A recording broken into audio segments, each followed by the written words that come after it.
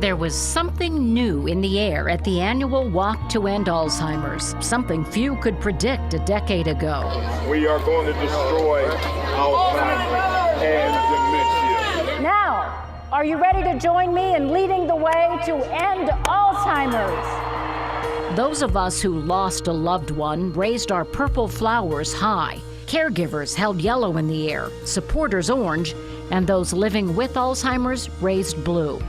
But a single flower of white was also raised, and it represents hope. And I hope somebody can hold this in honor of being the first survivor someday. There's even more hope now than we ever had before. Tonight, a look at cutting-edge research. We still have a long life in front of us, and we want to know what kind of research is going to help us to live our lives as normal as we possibly can. How families are learning to live their new normal.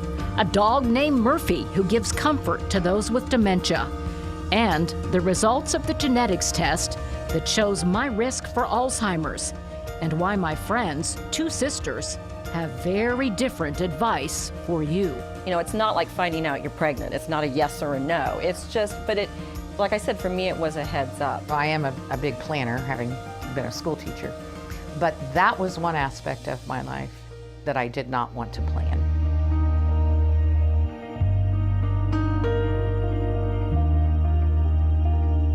Good evening and welcome to a journey through Alzheimer's. Those on this path know the trip is long and painful, and never, not even once, has there been a happy ending.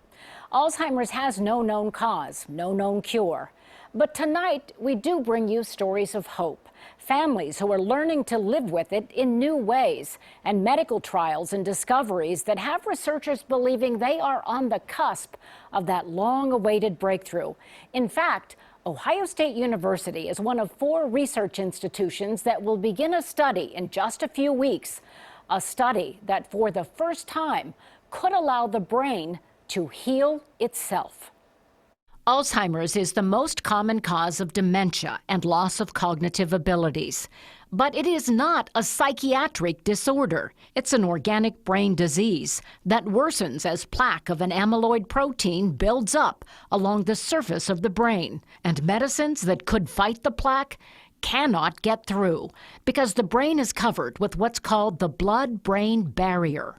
And this barrier is not passive. It's a very active biological process that allows only certain chemicals to go through, like oxygen freely diffuses through. The barrier protects the brain from toxins and unwanted chemicals, but it also blocks medicine. Even when high doses of therapeutic chemicals get into the bloodstream, only about 2% can get through to the surface of the brain. But now, doctors have a new way to break through that barrier: focused ultrasound. Medicine called microbubbles. And what microbubbles do is they start to move with ultrasound, because ultrasounds are like sound waves, so they oscillate. Will the patient be awake? Patient will be awake.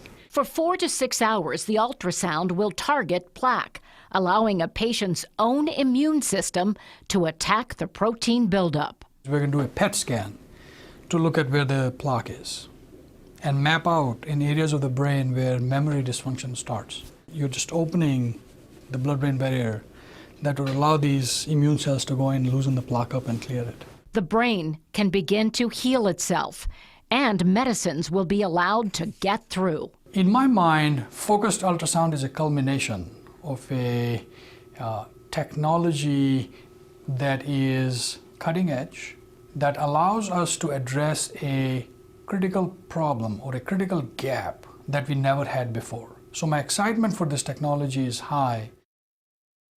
And another twist to that story, that light-focused ultrasound technology was developed at Harvard, and a physicist from Worthington who got his undergrad at OSU was on that team, Dr. Gregory Clement.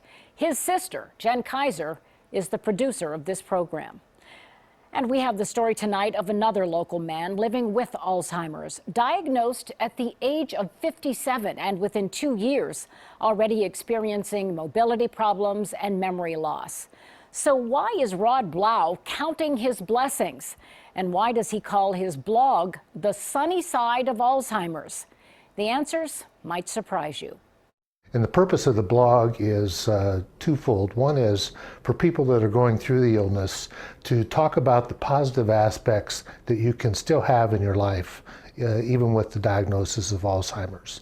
And second of all, for caregivers like Jennifer to be able to get into the head and the heart of somebody that has Alzheimer's and know what it's like to be experiencing the disease from the standpoint of the person with the diagnosis. Alzheimer's invaded Rod Blau's once sharp brain, a mind that took him to high-level positions in the banking and automotive industries. His thoughts are now dull and blurry. He lost executive functions. The ability to do complicated mathematics, for instance, I can no longer do that. I can do simple things, but I can't do complex things. He was so career focused. He worked the 60, 70, 80-hour weeks. His identity was wrapped up in being a business executive, and today his identity is in being a father, a husband, a brother, a son, a man of faith. And it's remarkable to me to see the transition. The diagnosis came as a shock to their son and daughter, who are in their early 20s. But Jennifer says it's had an oddly positive effect on the entire family. Their conversations are deeper, more meaningful, and loving. Rod still looks and sounds healthy, and people often don't believe the diagnosis. But cognitive tests, PET scans, CAT scans, and spinal taps all confirmed he has Alzheimer's. So while I sit here and I talk with you, it may appear otherwise, but almost certainly I do. And if I do, then we all know what that path looks like. It may be in 2 years that I'm having a great deal of trouble. It may be 15 years, but the path is not going to be a very pretty one, but I can make the best of it, and that's what I've chosen to do. You know, already I'm the memory for both of us. That's hard.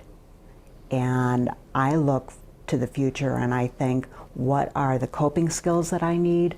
What's the support that I need so that I stay healthy? The hard part for Rod is not the loss of memory or cognitive function. I wish I still had those things, but I still have enough to be able to function okay, so I'm all right. The hard part is knowing that Jennifer has to worry about me, that my children worry about what's going to happen to me, that my parents, who are in their 80s, have the burden of knowing that their son in his late 50s has Alzheimer's. As a person of faith, it hasn't caused me to question, why did this happen to me? Because much worse things happen to other people than this. There is a randomness of things that happen to people, and in my particular case, I happen to have Alzheimer's. There's no family history. I just have it. He has it, but he is doing so much with it. Rod is the first Ohioan appointed to the National Alzheimer's Council. He went to Washington to lobby for funding for research and for support for caregivers. He is purposefully and publicly transparent about what he is going through. So that's a choice that I've made. And I've seen other people make a choice to become despondent and to roll up into a ball and to not live life and to feel like they're a victim. And I've simply chosen not to do that. It is a normal part of aging to misplace your keys, but what if you can't remember how to use a key? Later, we'll have an important checklist on the earliest signs of Alzheimer's and what you should be doing right now to keep your brain healthy. And a decision I agonized over. Is it wise to learn the genetic risk for Alzheimer's? I took the test, and you'll meet two sisters who made two very different choices. And if you have questions, we have answers. On our Call 4 line tonight, we have volunteers from Senior Star at Dublin Retirement Center, Central Ohio Area Agency on Aging, and the Alzheimer's Association.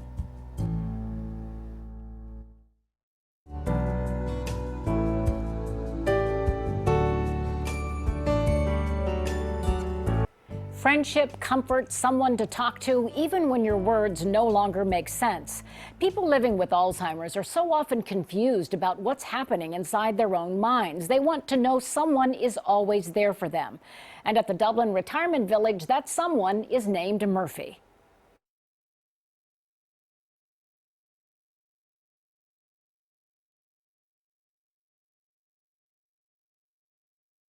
Up and we ride on the elevator because he knows I have dog treats in my mom's cupboard. He seems to be my friend since I came here. Residents of this memory care center rarely forget the first time they met Murphy. He came in and he came right over to me, and I put my arms down and grabbed him and petted him and so forth. And I petted him on the rear end because that's what he asked me to do. He just reached me and he said, But Murphy is more than love and laughter.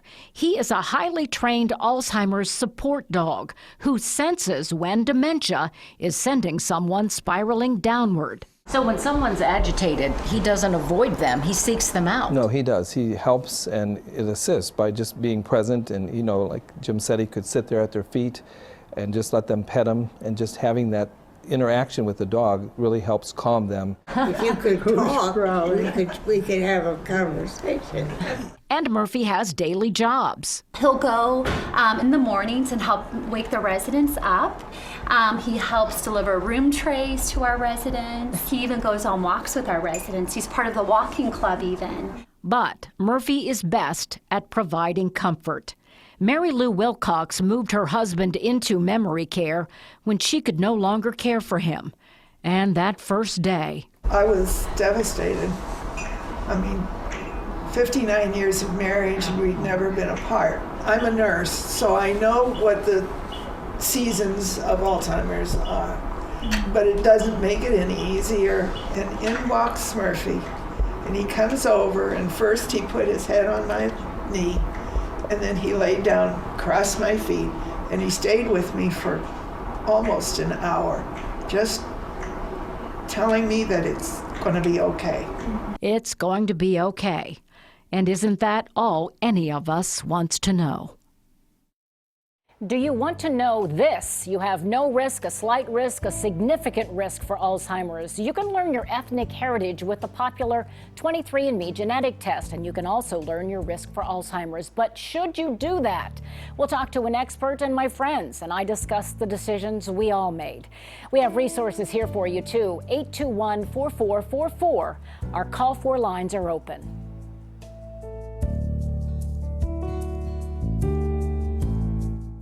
Early detection, early treatment, best results. That is the mantra of Ohio State University Alzheimer's specialist Dr. Douglas Share. We've been working with Dr. Share for much of the past decade. He says he's never been more optimistic about identifying and at least slowing Alzheimer's if treatment begins early. But do you know the earliest warning signs? If you wait too late, they're not going to help. All these new breakthroughs are not going to help if you come in too late. Get it early. There is no cure for Alzheimer's, but you might be able to slow it down, extend your normal, if you can recognize the earliest symptoms and how they differ from normal aging. It's okay, normal aging, to have slow processing speed. So if it just takes you a little longer and you get a good result, don't worry about it. It's okay to forget the name of a person or an actor or actress or a celebrity. That's a normal aging.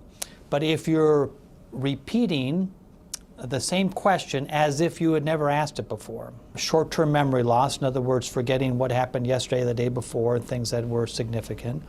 And then in terms of, except for people's names, you're losing names of objects. So nouns, can't remember the name of a spatula, something like that. The other thing to look for might be losing your way. If you're getting lost in a familiar area, that's not a normal aging process. If you see these warning signs in a loved one, take action. And Dr. Share says, remember, heart health is also brain health. Controlling blood pressure, cholesterol, good nutrition, and proper sleep, all thought to be important. And make friends. Socialization is great for the brain. Physical activity is a fabulous brain activity. Those things you can do, it's going to help. Use it or lose it is typically what we describe. So even if you are genetically prone to get Alzheimer's, and it is a genetic condition in many patients, if you're genetically prone to get it, you might be able to save a number of years if you do all these healthy things for your brain.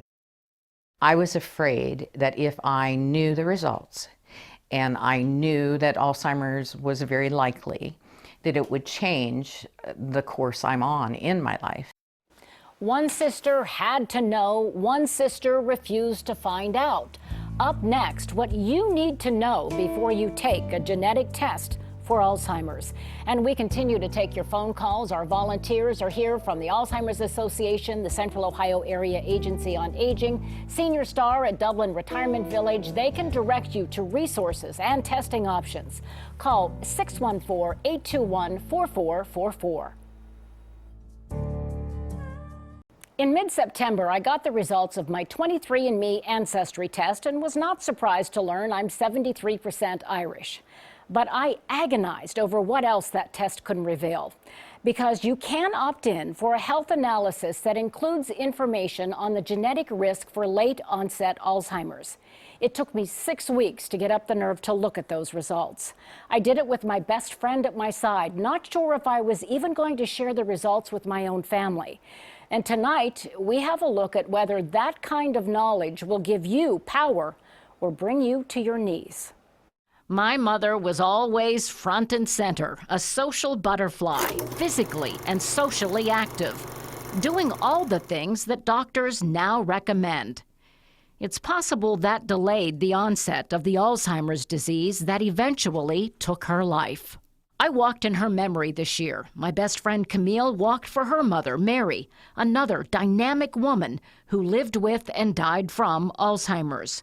Does that mean we could be next? Did we inherit the Alzheimer's gene? And should we find out? I think it was a control factor for me. Like me, Camille had to know. Through the years, something happens. I want the medication, or I want my family to be aware. So I felt like I can kind of control this disease that controls me otherwise. Camille's sister Pam refuses to take the test. I was afraid that if I knew the results and I knew that Alzheimer's was very likely, that it would change the course I'm on in my life. What were our results? Camille's test shows she has a slightly increased risk. I waited 6 agonizing weeks and was in tears when I finally learned for me, no variant was detected. But what does all that really mean? Genetics is a powerful thing, and knowing our genetic risks can be anxiety-provoking. Everyone has a gene known as ApoE, ApoE 2, 3, or 4. ApoE 4 is the problem. So if someone has one copy of ApoE4, they may be up to a 25% risk of Alzheimer's through the age of 85. If they have 2 copies, they may be at up to a 55% risk up through the age of 85. That would be tough news to hear. One of the things I recommend, if possible, is to think about those things before taking the test. If it had been a bad outcome, I don't think I could have handled it. Right, and that was my concern too, Colleen. I would have worried every single day. What are the signs I'm going to see today? And I think you could have been harsh with yourself. You know, in other words, if you had misplaced your car keys, it's like a red flag. Oh my gosh, is it starting? But Camille started assessing her risk long before the genetics test, on the day her mother was diagnosed in the early 90s. And I'm thinking, okay, all right, so what can you do? Is there anything you can do? I'm going to try. I'm going to do something. Yeah, and so that continues throughout my retirement life. It's like, I want to stay social. I'm going to move this body. I'm going to do things. Okay, so now that you each made your decision, would you recommend that other people do what you did? I would, only because I think it could change the course of your life if you knew. I think you might live each day differently. You know, I think it depends on their experience. My world was rocked when this happened with Mom. that experience is like, I want to take life in, and when I say I love you, I mean I love you, you know, when I hug my kids. So it enriches. There's a way that it can enrich your life. But I would recommend it. Taking the test and learning the results, that is a very, very personal decision, and only you can know what you can handle. But my advice is get genetic counseling first, so you know all of the risk factors, and they're not just your genetics, it's lifestyle too. And a final reminder that many of the answers you seek can be found at the Alzheimer's Association of Central Ohio. I encourage you to contact them. We thank you for joining us tonight. This program started a decade ago as my mother was beginning her long journey with Alzheimer's. My husband Gary wrote a song in her honor, sung by local artist Phil Clark and his daughter Ray Lynn. Good night.